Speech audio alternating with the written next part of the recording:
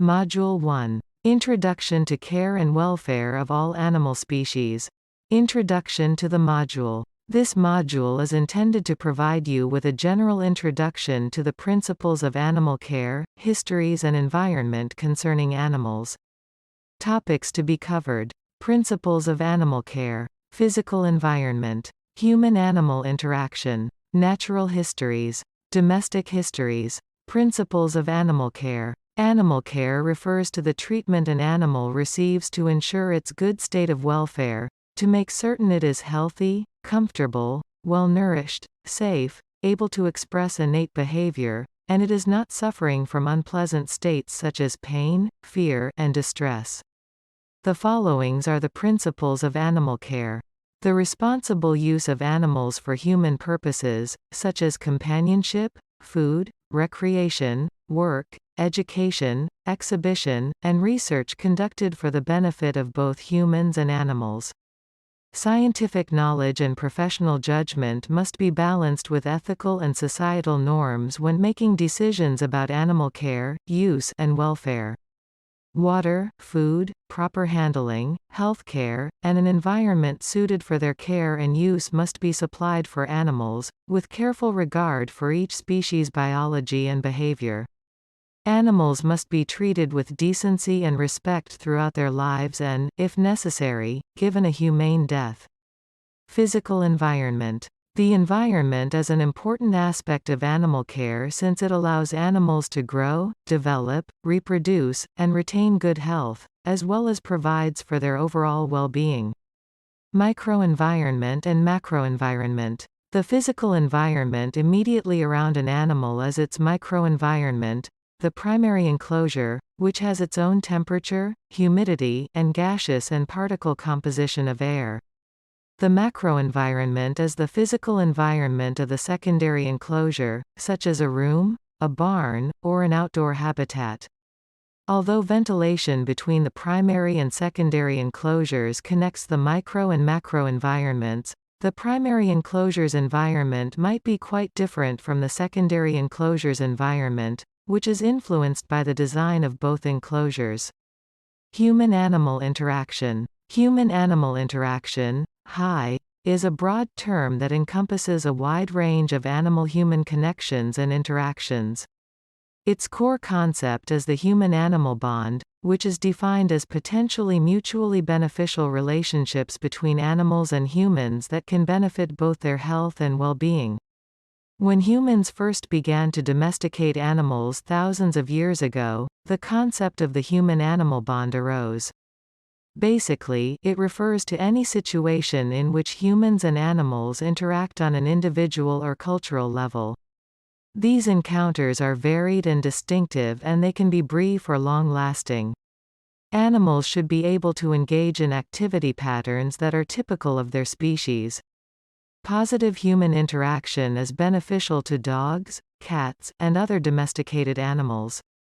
Likewise, living with companion animals may benefit owners, for example in terms of reduced feelings of loneliness and stress through having access to a perceived source of unconditional support, love, comfort, security and stability.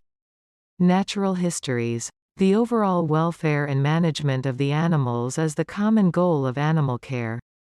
It is crucial to achieve this goal by incorporating elements of a species' natural history into management practices.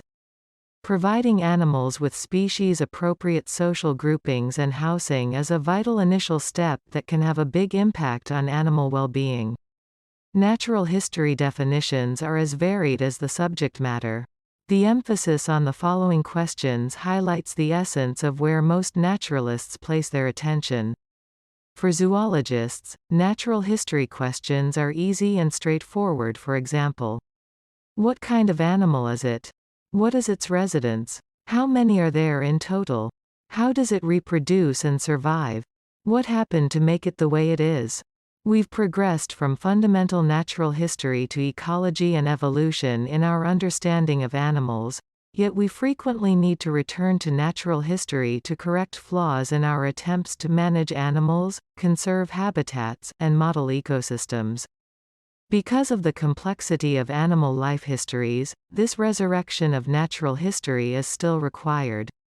These flaws become increasingly obvious when we try to address the effects of human factors on animal management and conservation, such as urbanization and climate change. Domestic histories. The relationship between early man and animals was that of a hunter and prey in prehistoric times. Animals were primarily seen as a source of food and skins for clothing.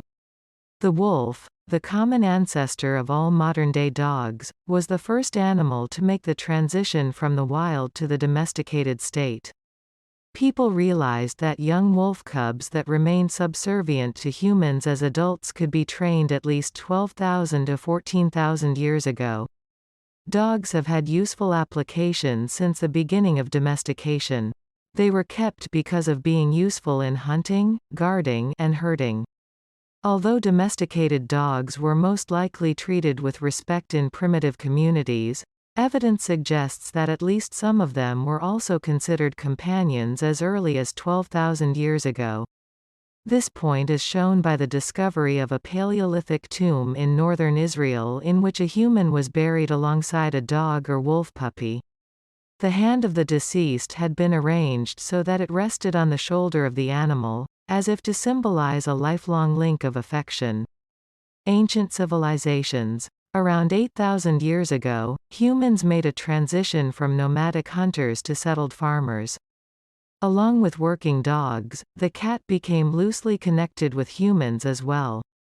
Houses, barns, and grain stores provided a new environment that was rapidly exploited by mice, and cats that followed these rodents into human settlements would have been encouraged because of their utility in eradicating these unpleasant pests.